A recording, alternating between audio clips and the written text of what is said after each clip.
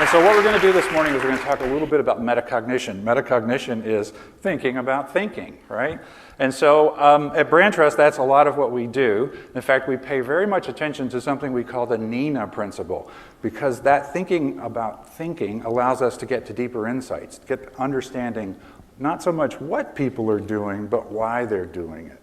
And when we started Brandtrust, we realized that we had great tools to help us understand what's happening. We had really bad tools to help us understand why.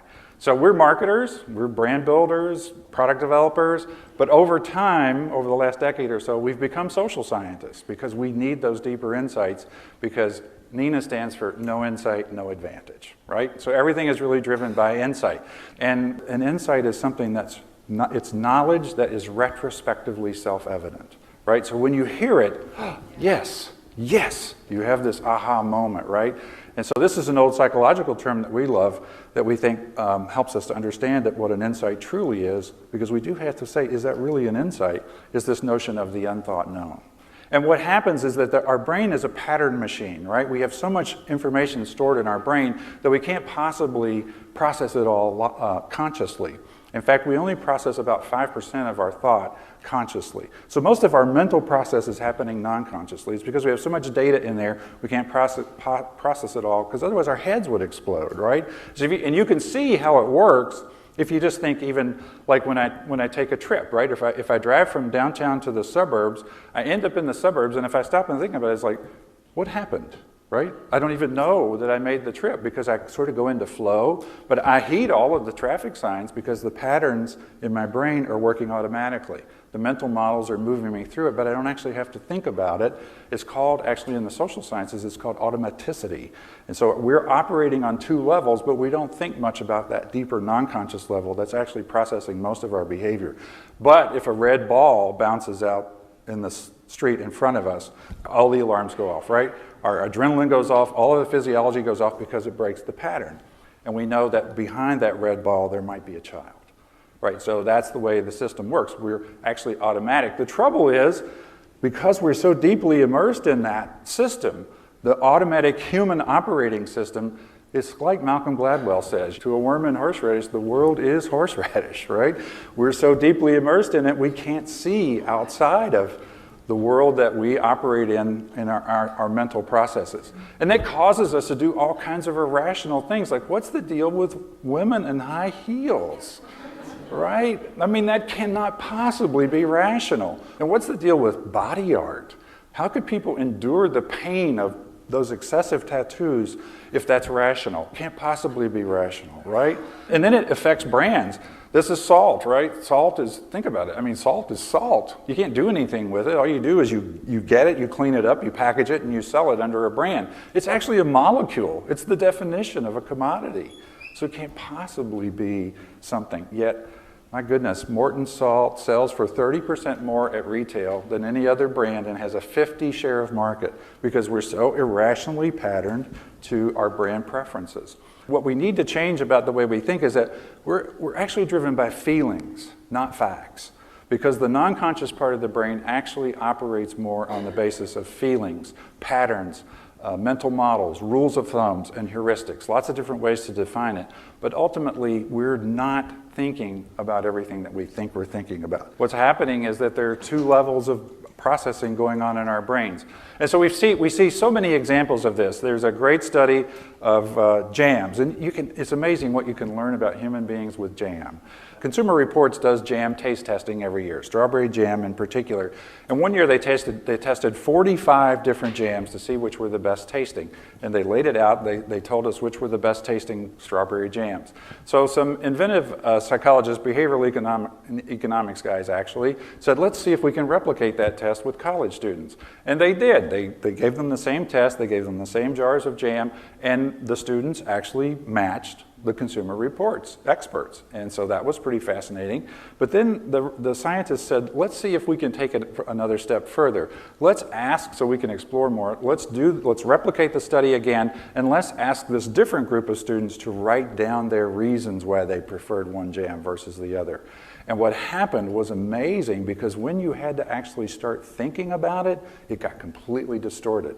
And none of the brands, none of the the flavors that were chosen before were chosen in the second group. Because the more you think about it, the less you use your intuition and the less you can figure things out. In fact, the worst tasting jam that Consumer Reports registered in their test was the best tasting in the second round. So these are the kinds of things we're learning about why we have to think differently. By the way, I could go back to the jam for a minute. I can take that same jar of jam and I can put 99 cents on one and $3.99 on the other one, and we will prefer the $3.99 one.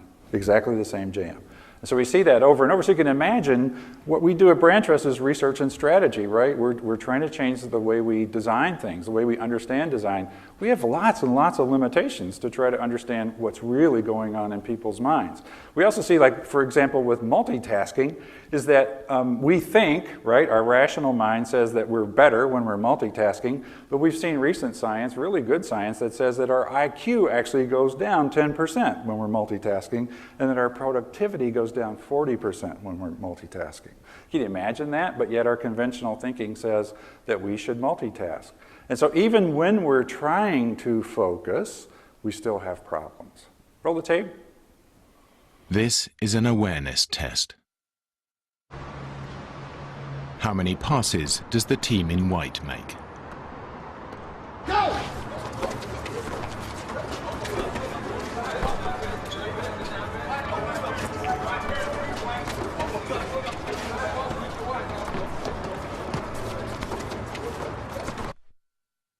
The answer is 13.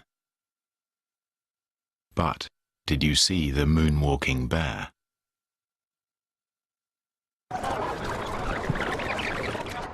Go!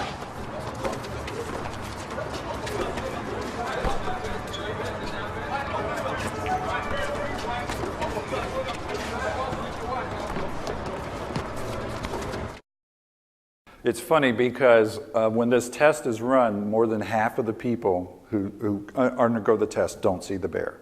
So what the moral of the story is that even when we think we're thinking, we're not thinking. And sometimes we miss things that are really important to us. So we have to really change the way we think about doing research. That's really more important. And we have to think about how we design research. We also are concerned with this issue of don't ask, don't tell, right? Because if we say too much, we prime them. So how do we get around that? Well, we use narrative inquiry. A narrative inquiry is simply the power of story, right? And if you think about our brains are geared to store data in sequence and retrieve data in sequence. So everything to us, all human communication is in story form. And one of the reasons why story is important and one of the reasons why we do emotional inquiry is because the brain actually, the non-conscious brain actually thinks more in pictures than it does in words. It makes sense, right? Because one picture is worth 1,000 words. And non-consciously, we're processing an entire picture because it's a whole story. And it helps us to process information much more quickly, and it helps us not have to think about it. So I have one last story to sort of help you keep this in perspective.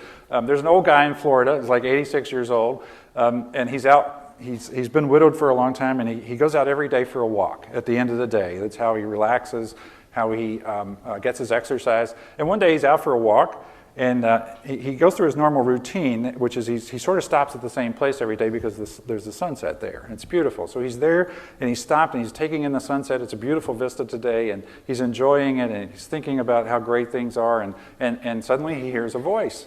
And the voice says, hey, pick me up, kiss me. I'll turn into a beautiful young thing and do anything you want. He looks for the voice. He looks down, and there's a big frog at his foot. And it's the frog. And so he doesn't know what to think. And he starts to turn away to go home, and then he said, well, I just can't leave the frog. So he reaches down, he picks up the frog and drops it in his pocket. He's walking on down the lane. He's been walking for 100 yards or so. The frog pops his head out of his pocket, and he says, hey, didn't you hear me? If you kiss me, I'll turn into a beautiful young thing and do anything you want. The old guy didn't do anything, just kept walking towards home. He's walked another 300 or 400 yards. The frog pops his head out of his pocket and says, hey, what's wrong with you? Didn't you hear me? I told you if you kiss me, I'll turn into a beautiful young thing and do anything you want. The old guy thought for a moment. He said, you know, at my age, I think I'd really rather have a talking frog. When you're designing something, the last thing you want to hear is I'd rather have a talking frog, right? So beware of talking frogs. And just ask yourself this one last question always. How does it make them feel? Because every human decision in one way or another is based on the knowledge, the reality that we're driven by emotion, we're driven by feelings, and that's how we process. That's how we make decisions. That's how we're drawn to products. How does it make them feel? Okay? And then change the way you think about how people think. And do that at this great conference because it's the perfect forum, the perfect venue for that. Thank you very much for being here. Thank you for listening.